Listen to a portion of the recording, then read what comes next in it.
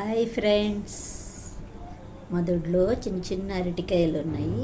వాటిని ఈ కుక్కర్లో పెట్టేసి ఉడకబెట్టేసి ఇలా పీల్ తీసేసి ఈజీగా వచ్చేస్తాయి.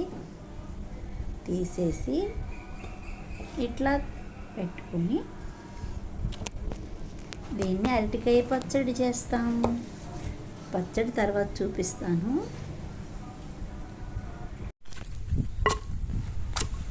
ఇప్పుడు మనం రోటి దగ్గరికి వచ్చేసాము.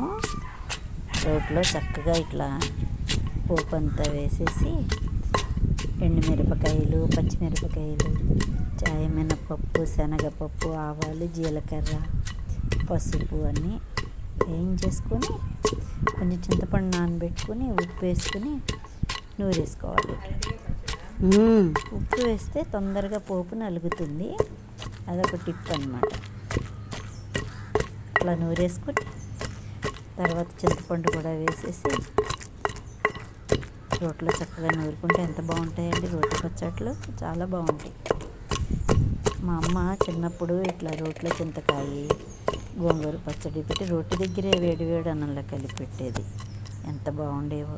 ఇప్పుడు అరటికాయలు కూడా వేసేసి దాంట్లో చక్కగా నూరేసుకోవాలి మెత్తగా.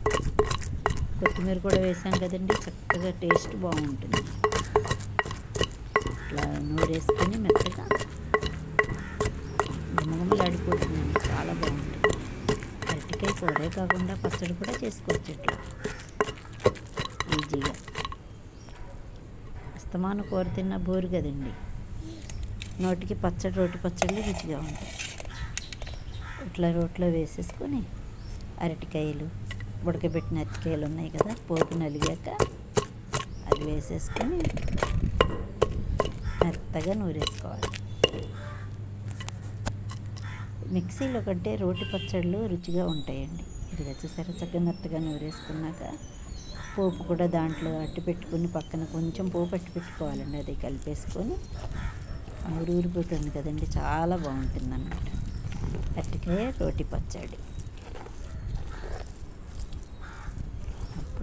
మనం గిన్నెలో పెట్టేసుకోవాలి దాన్ని. రోటి పచ్చడి రుచి, రోటి పచ్చడి రుచి. అవునా? అవును అన్నవాళ్ళు కామెంట్ సెక్షన్లో ఎస్ అని టైప్ చేయండి. చక్కగా చాలా బాగుంటుంది అరటికాయ రోటి పచ్చడి. ఇట్లా తీసేసుకుంటే గిన్నెలోకి ఇప్పుడు మిక్సీలో కొన్ని పచ్చళ్ళు మెత్తగా అయిపోతాయండి, అందుకని రోట్లో చేసుకుంటే బాగుంటాయి.